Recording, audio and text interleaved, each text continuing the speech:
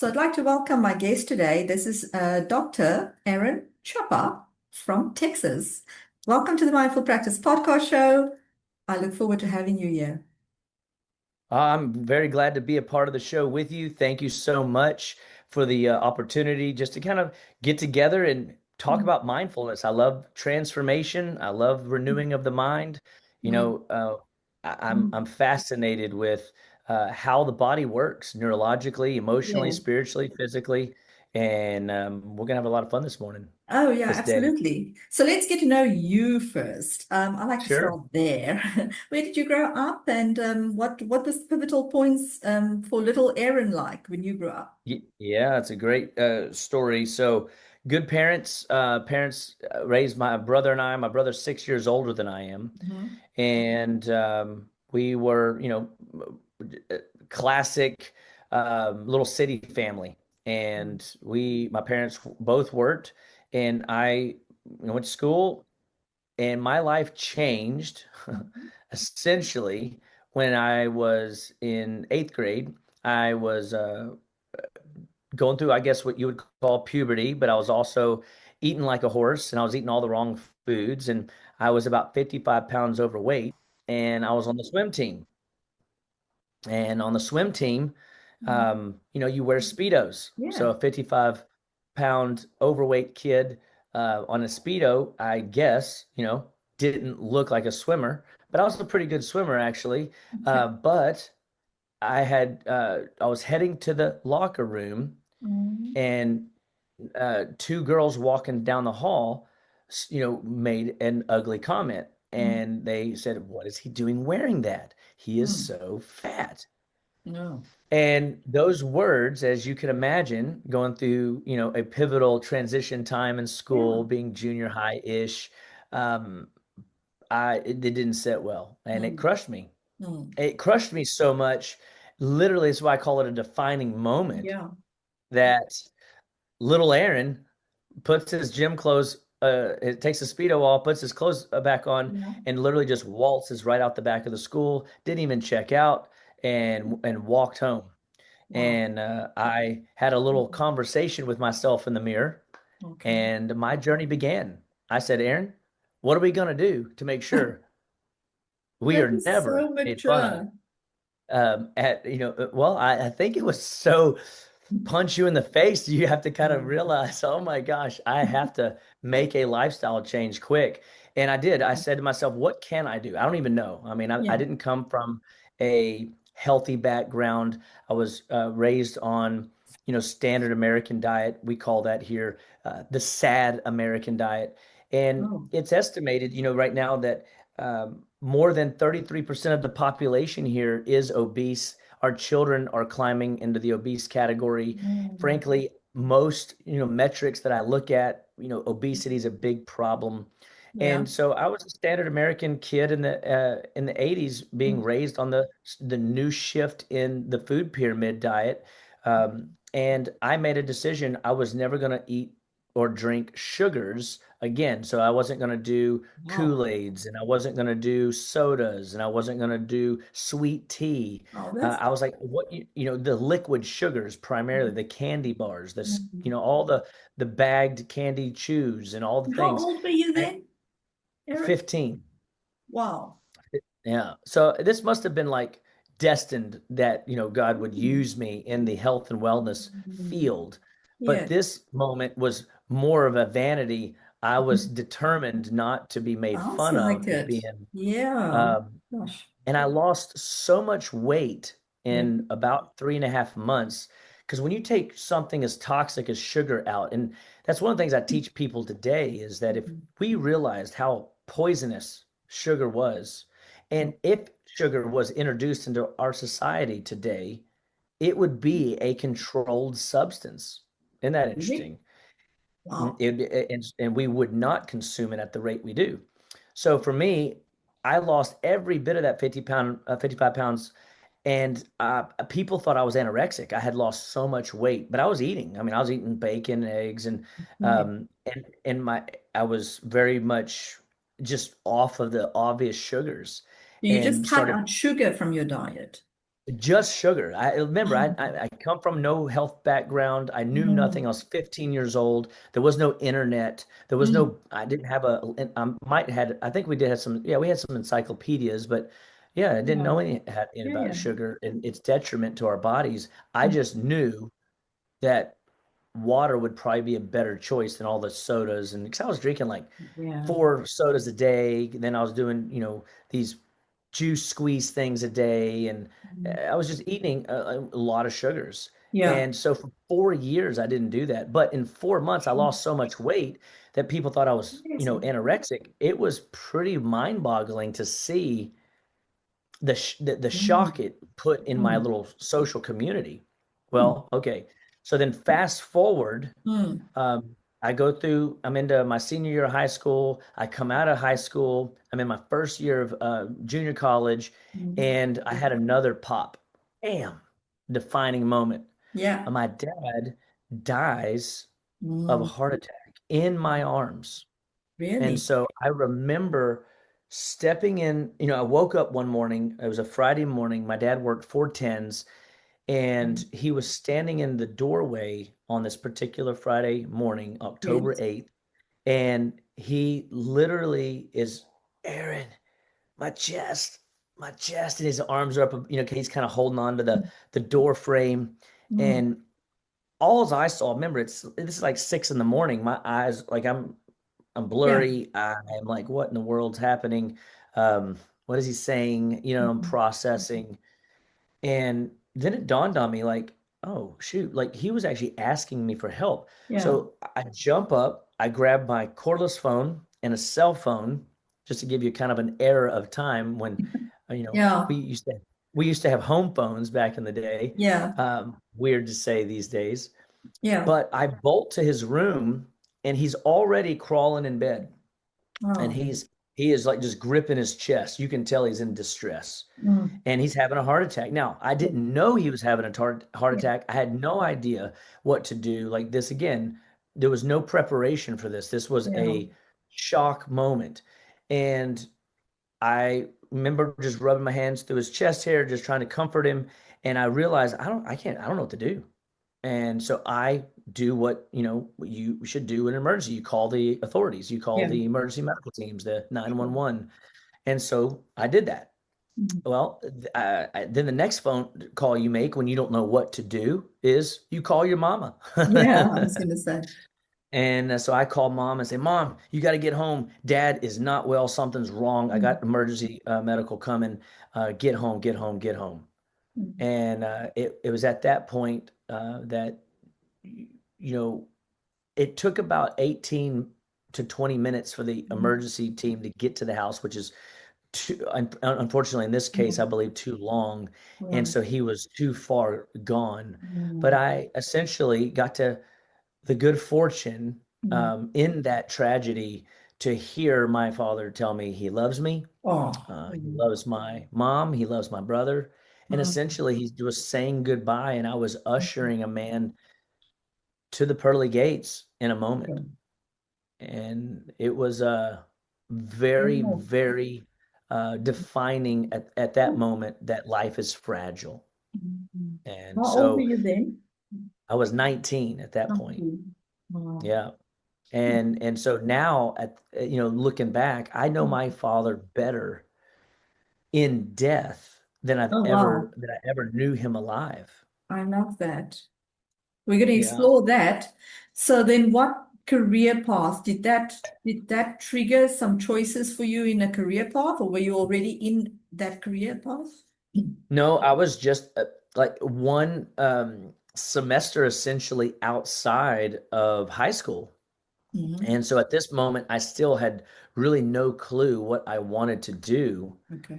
And, as much as those influential things happened, there's still, it popped, what I now would know the hypothalamus and dent how my vision of the world was working. Everything was very fragile, things weren't well. Yeah. And so I slipped off into a little bit of a dark spot because, you know, any good now man of the house, and I remember my brother's 6 years older than I am. Yeah. So he was already moved on out of the house. So it's just Oh. me and my mom. Hmm. So I felt it was my duty to Yes. run the house and to know what to do, and I Yes. didn't, and it was so daunting and Yeah. overwhelming. Yeah. Uh, I I fell into some, poor choices and bad situations, and Mhm. kind of had to go through a rock bottom moment. Mhm. And and that rock bottom moment is what essentially brought me to faith in Mhm. find peace and comfort in Christ Jesus the Lord. And Mhm. so, as now a Christian, recognizing I'm designed by God, that I have a purpose and a plan, Mhm. I'm still, bawling my eyes out on the floor, pulling, carpet fur out of my nose because I'm Yeah. working through the last 2 or 3 years of my choices and my Right. circumstances and where I found myself. Mm. But there was a sense of peace Okay. because the promise that I found was that God could father me better than any other earthly father could, and I wasn't alone. Mm. Yeah. And it was at that moment that I started listening. This is funny. Mhm. It's fun to talk about this because Mhm. I was listening to a TV preacher, and he was talking about fasting. Mhm. And I go, fasting, all right. At this point, I've obviously made lifestyle health choices. When I was 15 with the sugar, Yeah. I was like, fasting couldn't be that much more difficult. And he was saying, if you need direction from God, you can integrate fasting into your world and use the food time and the pleasure of eating in order to pray for wisdom and guidance and direction. Oh, wow. So I cracked open my Bible and started reading Proverbs, and I started fasting during the morning and the lunch hour, and I didn't eat until, dinner time in the evening with my mom. Wow. And within about a month, Mhm. I had a dream. And I dreamed of this medical school in my area. I knew exactly where it was. I'd Mhm. never been there, Mhm. okay? But in my dream, I knew exactly where it was. I'd probably driven by it 1,000 times, 10,000 times, Yeah. but I'd never seen it, never knew what it was, never even cared. Mhm. And I remember a message that in 2001, my when we were in Las Vegas, sister-in-law, my brother, and my mom, Mhm. I was massaging my sister-in-law's shoulders because she had a migraine one night, and she says, "Man, you got great hands. You should be a chiropractor." And I'm like, "A chiropractor? Okay, whatever. I could care less. I'm still doing stupid things and acting a fool." Mhm. And but in that dream, Mhm. I saw the school. It happened to be a chiropractic college. It's 7 minutes Oh, from wow. my house, and I saw it sitting in the palm of my hand, and I was like, "Oh, okay." So I made a phone call, Mhm. and I it's am at this point made a phone call to the school, Mhm. and I remember making an initial appointment, going over there, Yeah. and I remember the mind game. Yeah. Nobody in your family is a doctor. There's Yeah. no way you can become a doctor. Mhm. All these doubts, all Mhm. these lies, Yeah. and every step that I took from my car to the entryway of the building felt like cinder blocks that got heavier with each step. This Mhm. was like a big thing, Mhm. like to Mhm. mentally overcome, because I Definitely. felt less than. I felt inadequate. I felt, Yeah. and remember, I just come through a really bad place, so I wasn't super confident of my abilities at this Sure. moment. Yeah. Yeah. And so I got all this crud playing around in my head, Mhm. and I just kept feeling this urge, one more step, Yes. one more step. The That difference dream. between the winners and the losers is one more step. You know what I mean? The Yeah. dream. That's right. And I Yeah. was I was like, I know I'm supposed to do this. And I remember grabbing hold of the front door. Mm. And dude, I pulled that door open. It was like boom, the cinder blocks just broke off my feet, and I was Oh, like wow. free. And I was like, and again, this is live action. So Yeah. the dream got me to make the appointment, but still I had to work through the mind game Mind. Yes. and doubt. and then go, and a 30-minute appointment turned into 3 hours, and I met so many cool people that day, and I fell in love, and I knew Wow, what I was going to do. what a great And so story. that's, yeah, that's, You're a I very thank good you for letting me storyteller, by rehash the that. way. Oh, praise God for that. Um, right. So you ended up studying there. Yes, I spent, so it was a 5.5 year school that they had condensed down into an accelerated program of about 3.5 years if you could keep the pace. So I Mm. was doing anywhere from 28 to 32 hours a trimester. So we would do semesters in threes inside of a year. And so it was like drinking Mm. from genuinely a fire hose, and it was Sure. intense. But in that, okay, so remember, no one in my family has ever been a doctor. No one in my family has ever been a chiropractor. And my prayer since I have been, 13 years old is, Lord, I don't want to suffer. You know what I mean? Like I want like the easy life, right? Who doesn't? And so at this point, I've kind of gone through some things, and it was my fifth trimester in school, and a doctor came from Canada to teach us part one board review support. Like he was helping us. And he pulls out before, he starts getting into the material and says, guys, how many of you want to pass your boards? Everybody's like, well, of course, of course we do. And he goes, how many of you understand that biochemical health is brain health? And you were like, yeah, some hands go up. He goes, here's a diet that I want every one of you guys to follow this week because we're going to be in class essentially 5 hours a day together Yeah. every day. And I need your brains working because then you're going to Wow. leave my class and you got to go do another 5 hours of work. And you're going to beat this into your head this week and you're going to go pass your test, coming up in the next week or It's a so. very fresh approach. Mm. Yep. So he gives us this diet, and I kid you not, I follow the diet. Of course I do, because Yeah, I'm a of course. student, You've been and I've trained. already, yeah, I'm into this, you know what I mean? And I couldn't believe the energy I had, the Yeah. mental clarity I had, the focus I had, the interaction that I was having. And I went up to him after and I said, Dr. J, I said, are you telling me I can eat the same food plan every day and feel this good every day? And he goes, yep. And I Wow. did for that whole week. Really? While everybody else was pounding energy drinks and coffee, I Mm. wasn't. I was living on real food, real nourishment. And in this point in time, I hadn't gotten into, supplementation. This was strictly just a food shift. This was Yeah. probably my very first true food game that I Okay. played. Wow. Okay. And it really mind boggled me Mm. that this was working. Mm. And I passed my boards, of course. I mean, that was Yeah. easy. One last nugget he threw to me as he was leaving for the week. Him and I were walking towards his car. I was helping him carry some stuff.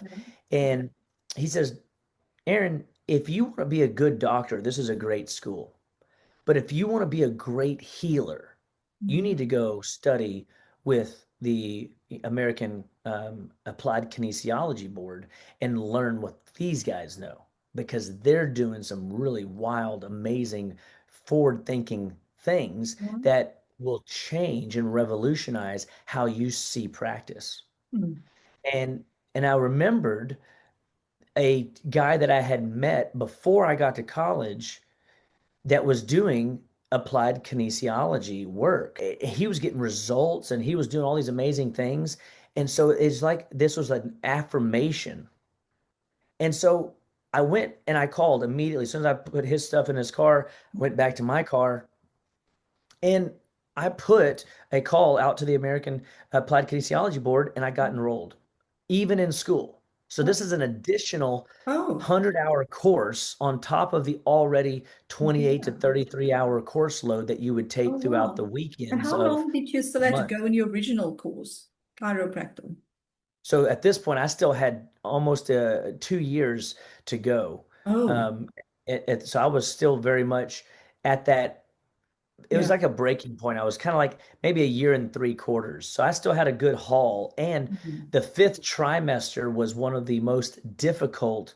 tries to get over. So if you could get through Okay. try five, so to Yeah. speak, at the school, they go, you'll make it, you'll be fine. Okay. You know what I mean? So the first five were to really just Wow. course heavy, grammar, learning biochemical models, looking at anatomy, all the different structures, all the ligaments, Mhm. tendons, the assertions, the origins, the connections to the organ systems. I Mhm. mean, all the different like just new data for me. Yeah. And so putting an extra 100 hours of course load would be very How did you challenging do that? nonetheless. Yeah. I think it was, passion. I was Yeah. so fascinated with nutrition at this point Yeah. because I felt so good. And Mm. I started taking these classes. So on the weekends, I would drive to about 5 hours north of me, and Wow. I'd go to this other school and I would sit through their classes all weekend. And then I would come home, Mhm. and it was 5 hours there, 5 hours back. It was 8 to 5 every day on Saturday and Sunday, and it was intense. And then school back Monday, and Sure. I went through 100 hours of that, and wow, I began to see where my life could evolve to. So I started praying a different prayer. I said, Lord, I'm here as becoming a chiropractor, but if you want me to become anything else or do anything else, I pray that you make the transition so smooth that I don't even realize the shift. Mhm. And about a year later, after Yeah.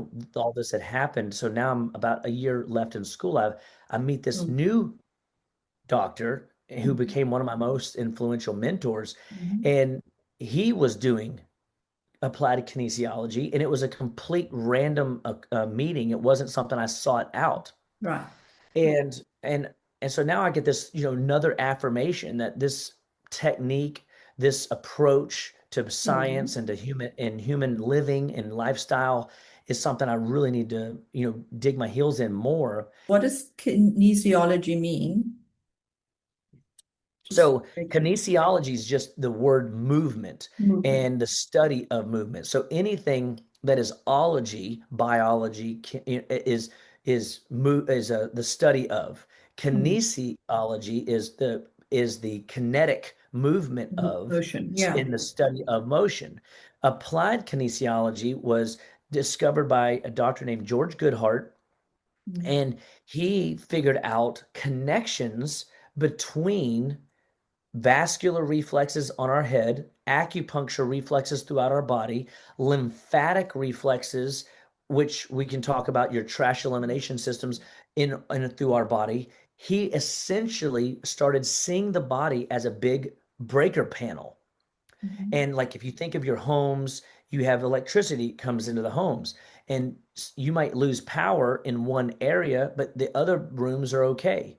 Well, if you look at the body the same way as a breaker panel, you have symptom patterns like headaches, symptom patterns like skin issues, symptom Mm. patterns like digestive problems or Yeah. fatigue or hormones. Whatever the symptom is, that just means you have a glitch in one of those breaker panels. Oh. So George Goodhart figured out to approach the body through a lens of a breaker panel, and he made these connections between neurovascular, neuro being brain, Mhm. vascular being cardiovascular arterial system, neurolymphatic, nervous system to lymphatic connections, Wow. and then the acupuncture, nutrition, and organs, and straight the spine. And he made all these body connections Mm. with all the other historical movements that were probably happening. He was a mechanical engineer himself in the Oh, military. really? So he had just one Wow. of those cool study brains, and he could figure anything out like any good engineer can. And Mm. so he brought engineering into structural biomechanics and applied Amazing. Wow. motion and study to human performance. It was fascinating. Amazing. Yeah. And so that was what I got myself into. And and I'm like, I don't even know how this happened. Oh, because I prayed, Lord, Yeah. make this so smooth. I don't even know Mhm. I'm changing. Mhm. And I went to another seminar, Mhm. and this seminar was put on by another doctor in Canada named Joe Thomas and another guy named John D'Onofrio, and he was in America, on the East Coast, Mm. and they had come to our school, and this class Yeah. only held 60 to 70 kids, Yeah. and we had 150 kids packed in this room, Mm. standing room only. I mean, Oh, it was wow. wild. Yeah. And he spends the next 2 days teaching us Mm. how chemistry, physiology, nutrition, Mm. supplementation can Mm. change and revolutionize people's health. So whether it Oh, was cancer, whether it was autoimmunity, whether it was fertility, whether it was, so chronic, fascinating. yeah, any chronic condition, Mm. gum disease, Mm. sinus issues, whether it's sleep trouble, Mm. depression, suicidal thoughts. The guy went down the entire Merck manual and Completely showed holistic. very holistic, right? Wow. And this guy was him and Joe both were master neurologists, and they knew the nervous system better than plays and this, that, and the other. But they took their knowledge of the nervous system and biochemistry, and they put some things together. And Hmm. so now with this arsenal and the applied kinesiology arsenal, I blended those two ideas together, So, and I began to form my philosophy of all life starts and stops at the cellular level. Nutrition drives it all. hmm. And so if we eat well, that's one part, but you're only as good as the food you can absorb. So Hmm. you can eat the best food on the planet and never absorb it, and you're not going to feed those pathways. Okay. Well, so now we have to take a step and go, well, what does it take to take a piece of food and convert it into nutrition that Mm. our body can use? Well, Mm. that means you have to be able to digest it. So you're really only as good as the food you can digest. Okay. And Thanks. and so that means if there's one system in the body that we want to focus on Mm. to make well in and perform well, it's your stomach. And of Yeah. course, eating real food and making sure your stomach is right is going to set you up to have a good absorption rate in the Mm. small intestine. Interesting. And and so fascinatingly, your digestive tract manufactures B vitamins for energy and what they call energy pathway production. It's ATP. You and I would probably know Mhm. adenosine triphosphate, this energy money that is produced in the body. It manufactures, the gut lining manufactures B vitamins if it's healthy. But the other cool thing that the gut lining manufactures is it manufactures neurotransmitters or brain chemicals, Wow. serotonin, dopamine, Oh, catecholamines, my goodness. at 3 million neurotransmitters to one in your brain. So you have Really? more brain chemicals in your gut lining than you do in your brain. Oh, my That's word. why you have a sixth sense. So the more healthy your gut lining is, Mm. the more dialed in you are Oh, my to word. God the Creator. This Isn't is that cool? mind blowing. It's so fun to me. I love the connections. And Yeah, and it's so like now I've built a connections whole firing off here. yeah. Mm. So now I've built this career thinking I was going to be a chiropractor, but I come out a clinical nutritionist that's doing all this breaker panel work and turning systems back on, I was, feeding the system well. yeah, talking about glitches in the body. My biggest glitch at the moment is the drop in estrogen. Yes, Please very talk to common. me about Yes, of course. This is a great topic. that. This is how when a female goes through perimenopausal, menopausal years, I call it her second puberty Yes. because it's another massive shift in how your hormones Mhm. play. Mhm. And so you have, I mentioned earlier, the hypothalamus, that's like the commander in chief between the nervous system and your hormones. And so if the hypothalamus is healthy, Mhm. your menopausal years are healthy. If your hypothalamus doesn't communicate well to the pituitary, another gland in Mhm. your brain, then you have misfiring to the thyroid gland. Right. And then now your metabolism starts to get stressed out. And so biochemical It's hot stress, flashes. starts to create, yes, a shift in how the system works at the top part of the endocrine axis, the hypothalamus, pituitary, and thyroid. Mm-hmm. And that biochemical stress now is an extra load that your adrenal glands, which live on top of your kidneys, Mm-hmm. have to now manage, because all stress, good and bad stresses, and or biochemical stresses, emotional stresses, physical stresses, are all managed by your adrenal glands. And if they're not handling stress well biochemically, because they're getting signaling glitches Mm-hmm. from the commander up top, they misfire in managing that flow and that flux of your hormonal cycle. So a female, if you kind of can visualize, you have a top end of hormones and a Yeah. bottom end of hormones. That is all normal, everything inside there. So inside there, if we were to break it down into two parts, you Mm-hmm. have your your fertile years and your menopausal years. Mm-hmm. Both are normal, okay? They're just different stages, which Mm-hmm. is why I call it your first puberty and your second puberty. Okay. And so that and the adrenal glands that live on top of your kidneys manage those hormones if the ovaries can't do it themselves, or if the hypothalamus can't do it themselves. But Mm-hmm. now, if you stack life stress on top of a person, financial stress on top of a person, marriage stress on top of a person, work stress on top of a person, those poor adrenal glands that live on top of your kidneys are going, "Huh, huh, I'm wearing out. Can't I keep can't up. handle it." Yeah. Right. And so they're going to misfire on how they communicate to the ovaries, and you're going to see potentially early menopausal symptoms. And what winds up happening, a lot of females that go Mm-hmm. through a bad perimenopausal or a menopausal hell, so to speak, of hot flashes and depression and midlife crises, is Yeah. because they have cycles left that their body doesn't have the energy to perform. And so there's this disconnect in the Mm-hmm. ovarian adrenal connections, the ovarian hypothalamic feedback loops, and there's this long, chain of information that should be connecting, and it's not.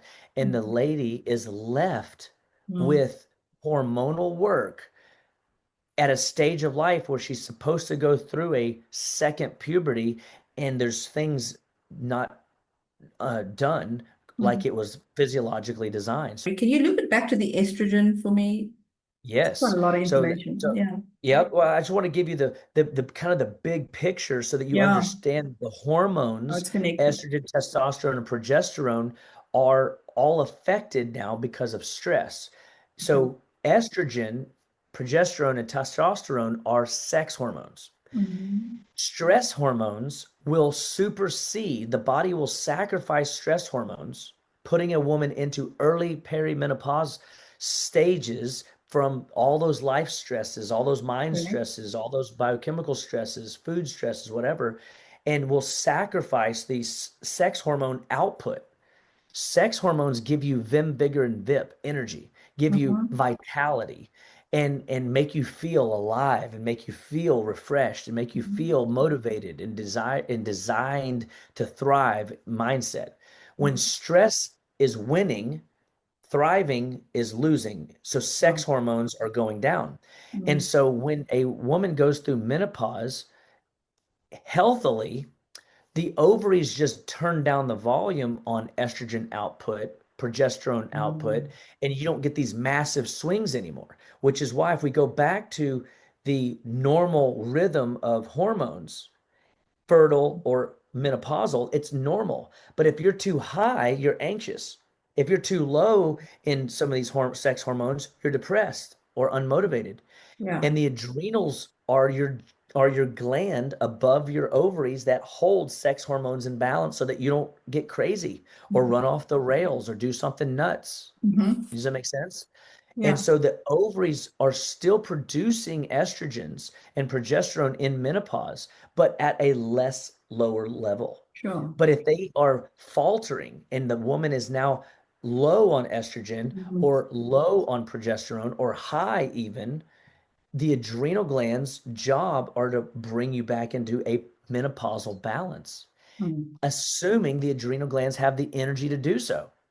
So if we had to categorize, like we did the stomach as the most important organ for the body, the Mhm. most important gland for the body would be the hypothalamus, followed by the adrenal glands. Because if you get the commander working and the adrenal stress mechanisms working, you can Mhm. feed into the ovaries of a female and help her go through perimenopause, the early stages of Mhm. transition, menopause healthily, naturally, and feel like she's still a woman and Good. alive and not hot flashing and not depressed and not anxious and Mm. not feeling less than and not feeling worn Sure. out and beat up. Isn't that good? So, doctor, that's so a lot of technical information. How would you make it practical for a lady that is experiencing this drop in Ah, estrogen, hot flushes? What can beautiful. she do besides? Does it all lead to hormone therapy eventually? No, no. Mm. So your body was not designed to need hormonal exogenous therapy. So I appreciate the opportunity to teach this because we took all that complex data and say, okay, what can we do today? Mm. If you put in healthy fats in your diet, macros, if you put, and that would be like olive oil, that'd be like Mm. butter, that'd be like coconut oil, that'd be like, bacon grease. Avocado. Yeah. Um, yeah, avocados. These are all healthy plant and animal fats that will feed into a healthy hormone system. Mhm. Fish oils will help cellular membranes throughout the whole body hormone system be more communicative. And it's in menopause that goes bad is just a miscommunication, a glitch from the top brain Mm. into the sex organs in the pelvis. Mm. Okay. So first we get good healthy fats. And so a lot of people are eating fake fats through seed oils that are rancid, that are heavily processed in labs, and they're in a lot of dressings. They're in fast food. They're in sit-down restaurant foods. They're Mm. in the world's food supply at mass level, and they cause inflammation to go sky high and blast off, and it stresses the body. Okay. That puts people into a biochemical stress that wrecks hormones. So if Mhm. we bring in these healthy fats and get people reacclimated with good healthy fats, we Mhm. begin to put stability back into the system at a rudimentary level. You cannot make healthy hormones if you don't have good healthy fats. So fat Wow, in the that's fascinating. macros do not make people fat. They feed hormones Mm. that give you opportunity to thrive. And then the second piece is proteins. So you need Mm. essential fatty acids, fats, you need essential amino acids, proteins to be the metabolic log on the fire so that a female has the building blocks for good healthy hormones. Wow. So the third part of the of that is blood sugar. If you control the sugar intake, the carbohydrate intake, and you get better quality fats and proteins in Mhm. and lower the carb count, the lower the sugar spikes, Mhm. you begin to stabilize Oh your my blood sugar word. I'm a and sweet tooth your and I need to wake up. Yes, but here's the deal. The way you wake up to this is you go, okay, I know when I start cutting sugar back in my diet, I'm going to feel some shifts. I'm going to get hangry. I'm going to feel bugs dying off, meaning you're going to get a rash. You're going to feel Oh, brain fog wow. because you've lived on these crutches for True. so long Okay. Yeah. that you have to take your biochemistry back to the gym, so to speak, and Mm. practice these tools. So what I do is while I'm making these dietary shifts, Mhm. I'm I look at it like just 1 degree of change. Mhm. Eat protein for breakfast, eat good fats for breakfast, and don't eat any carbohydrates until your second meal of the day. And what, so like if you eat Mhm. breakfast, your Yeah. second meal of the day is like say noon, then you would maybe allow vegetables, starches, and vegetable carbohydrates to come in, but you made yourself fast that morning Hmm. on sugar. So you're only eating protein and fat for breakfast, but Mhm. you're fasting sugar off for 4 more hours until noon, Wow. 5 more hours until noon. And so what winds up happening is you're training your body to live on protein and fat in the morning until Yeah. you make it to noon. Well, you might say, I don't eat breakfast. Okay, no problem. Then we'll start. When do you eat? And Mm. so, so I asked the female, what will you do? She goes, well, I eat at noon. I say, perfect. So your first meal of the day is going to be protein and fat at noon. And she goes, but Okay. I want a Danish or I want a pastry. Great. You can have it, but you can't have it until 4 o'clock p.m. Oh, And so wow. she goes, whoa, you're so mean. I said, I know.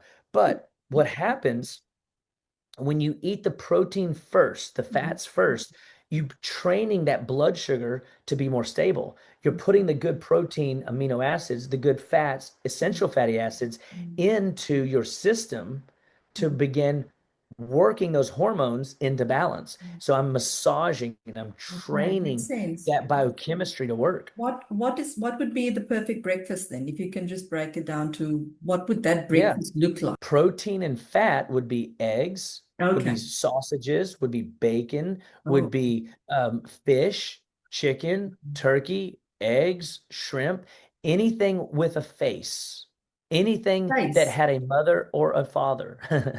And and so if it and Okay. animal protein would be the best, you know what I mean? So because what happens Okay. is when you eat eggs and you eat fish and you eat Mm, chicken, turkey, you're eating just those essential raw ingredients okay. right out the gate. It's like you're setting the sail for the day biochemically, bio blood through your blood sugar stability. So if your first meal of the day in the morning breakfast or your first lunch because you intermittent fast or you eat another several hours before you put in vegetable carbs, and then you wait even more hours before you put in starchy carbs like bread or cereal Okay. or grain. So we teach Hmm. menopausal females, you've got to get this blood sugar piece right. And My the only way word. to do that is to put good protein, good Love it. fats in Love it. first. Do you have And a eating plan somewhere? yes, I could actually share it with you. And Please it's do. an easy start. I call it the Dr. Chapa clean eating plan. Mm. And it's just a series of ideas Mhm. based on what we're sharing right now.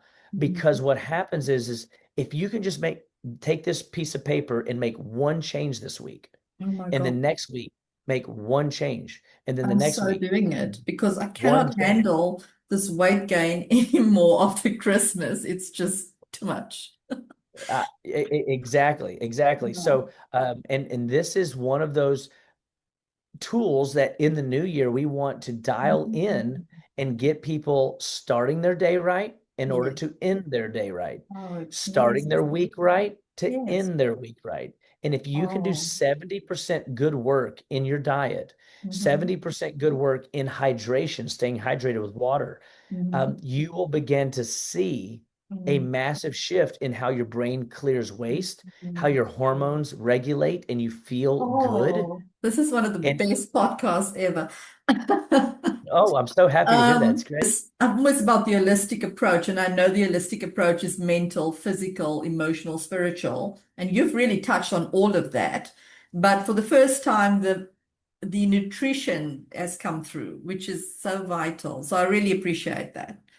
Well, Um, and again, that's one of my core philosophies yeah. that all life starts and stops at the cellular level, Mm, and nutrition is the fundamental driver. And there's absolutely. 37 estimated trillion cells that make us. Isn't that Mm, awesome? sure. And so you want as many Yeah. healthy cells working synergistically together to bring 100%. everything to fruition that we want: longevity, Yeah. vitality, Yeah. and energy. Those are the big things that Mm, people desire. mm, Healthy hormones is mm. going to be vitality and energy. Definitely. Because I do feel I'm 50 now, 51 soon, and then my energy levels is just not the same. It's just Mhm. When did you feel the dip in energy definitely in the or last not? 6 months. Okay. Yeah. Yeah, and I've had people tell me, they felt 30 at 27. I've had people tell me they felt terrible at 36, and then in within about 3 years of the decade shift. Mm. And that's one of the things I've always observed too, is there is a shift in how our body operates every Yeah. decade. Yeah, And it's I kind of like a growth definitely, spurt. it's like the 50 mark hit, and suddenly it's like harder to maintain the weight, harder to get the energy back. It's everything is harder, and now there's hot flashes and all of this. So I really love your advice. Thank you so much. A pleasure. I'm so happy to, Yeah. again, be a part of the podcast, because getting the message like this out to people, Oh, teaching people how to live better, how to be better, how to stay better it is the message. Like, it's a because message. the deep truth is it's your life, your Mm, health, your choice, and you mm, cannot leave it to chance. mm. Good health, a good energy, good vitality comes through mindset and Yeah. intentionality. Because And I if work we, on all of that. Spiritual, yeah, good. Mental, good. Emotional, also okay. But the physical, I walk, but the nutrition is the one that I needed to pay the most attention to, and I haven't yet. it's really interesting. I think we could Yeah. have a whole podcast on what Yes. do we think the most important factor is, right? Yes. But the reason I say nutrition is the most important factor, but well, the nutrition is biochemistry, the Mhm. structure, the movement, and the emotions is Yeah. because if I don't feed you, you're going to be grumpy. You know Yeah. what I mean? If I Mm. don't feed you, you're not going to be able to move well. And Yeah. so, at the root of it all, if your organs are healthy and Mm. you're eating real food that's Mm. nutrient dense, Mm. something that grew out of the ground, something that Mm. has a mother or father, that Yeah. swims, that crawls, that flies, that's a part of, the living civilization. Sure. Those are dense nutrients with good organs. You have good biochemical Okay. foundation Got it. to Yeah. build a Yeah. good emotional life on, a movement life on. And then I lay that triad down like this, and I build a pyramid of spiritual health.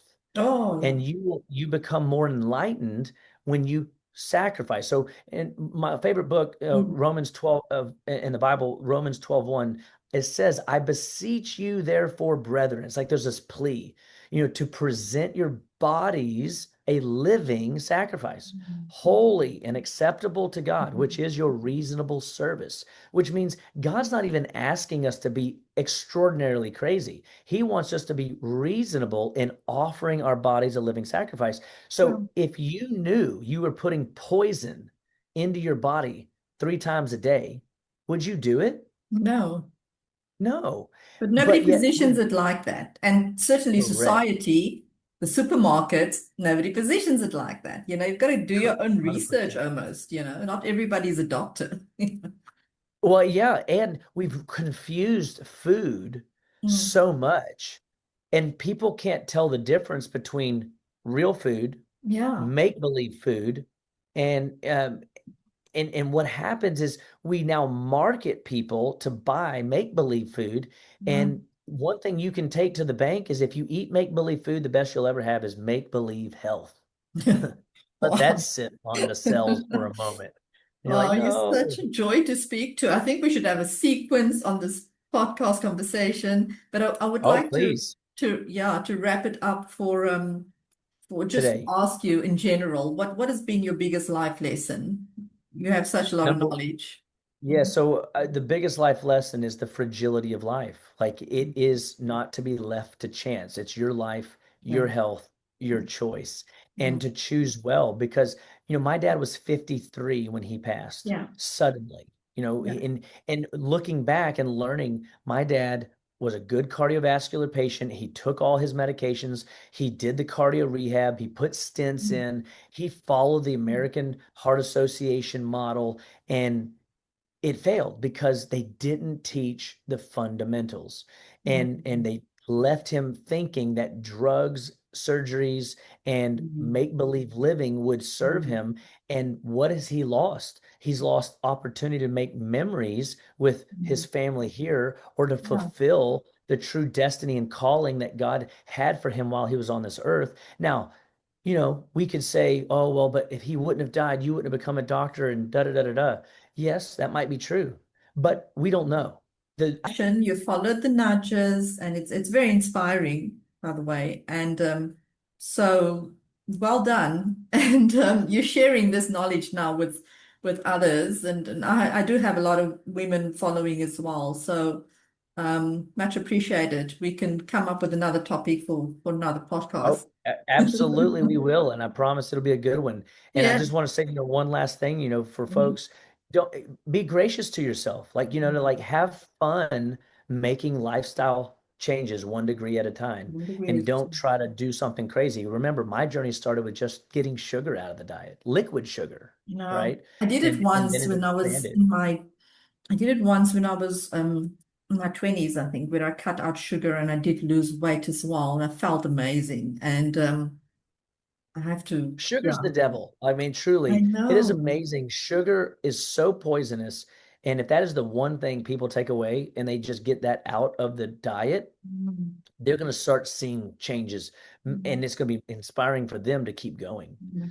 Can you So go I from pray white you. sugar to brown sugar? Like, I feel like I need to do it gradually. So, it really interesting. So when you're hungry, you eat more protein. When you're hungry, you eat more healthy fats. So I tell people, like, if they are hungry and they just ate 3 hours ago or 2 hours ago or an hour ago or 20 minutes ago, just eat more protein because they're training that chemistry to not want the wanting of white sugar and then making that decision, I'm gonna do Craving. brown instead. That's actually the sugar bugs in your body craving energy so Mm, that they don't die off. And when you okay. start killing off those sugar bugs, that's what makes you feel kind of less than. But the cravings are from them Mm, wanting to thrive. And they know that if they nudge you and prod you enough, you'll go back to them, and yeah. you'll give them what they want. And so remember, it's not you that's craving those things, it's the sugar bugs that are desiring that fuel source. And when you starve those little turkeys out and your Mm, cells begin to take ownership of the vessel and mm, subdue the creepy, crawly things like the Bible talks about, mm. you win. Your body wins. And then that people around you win. Mm. It sounds like very bitter if you were to remove the sugar. So, what? How do you do it that you still get the sugar or some sweet stuff? Yeah, yeah. Well, remember, no one's going Yeah. to be perfect right out the gate. And Yeah. so we just want to make sure that, like, if you eat sugar, make sure it's like going to be from fruit. Okay. If you eat sugar, make sure it's a sweet potato. Put some cinnamon and Okay. vanilla with it. Put some Right. spices Right. together so that your taste buds are still sensationalized just a little bit differently. And this is where we start talking about, and this actually should be the topic of the next podcast, Yeah. the palates. And when you have a sweet palate, a sour palate, a salty palate, a bitter palate, you develop the fifth palate. The Mhm. fifth palate's the most important of the bunch, and it's the savory palate. And it comes Really? when all four of the other palates are working synergistically together, and then you don't feel deprived anymore. Whoa. That blows my mind again. Yep, that'll be the teaser for next time. So, Brilliant. if we do a class every Monday night on Facebook, YouTube, you can go to Yeah. drchapawellness.com and you can get access to those podcasts. And they're designed to educate Okay. people on these subjects Yeah. and Yeah. teach people to take ownership of their life. So it's Mm. drchapawellness.com. Under our clips I tab, will you share the can go link. check out We'll get all it of from our. you. Absolutely, and get people involved in this, journey of choosing to live better, be better, and stay better through life choices and self-directed education. Absolutely. I'm so fired up to change my whole diet tomorrow. Absolutely, absolutely. Thank Well, you like I so said, much, we'll doctor. do it, and thank you so much for your time. May Oh, you it's be been blessed in great. all things, and may your listeners be blessed as well. We'll talk Yeah. soon. Thank you. Bye bye.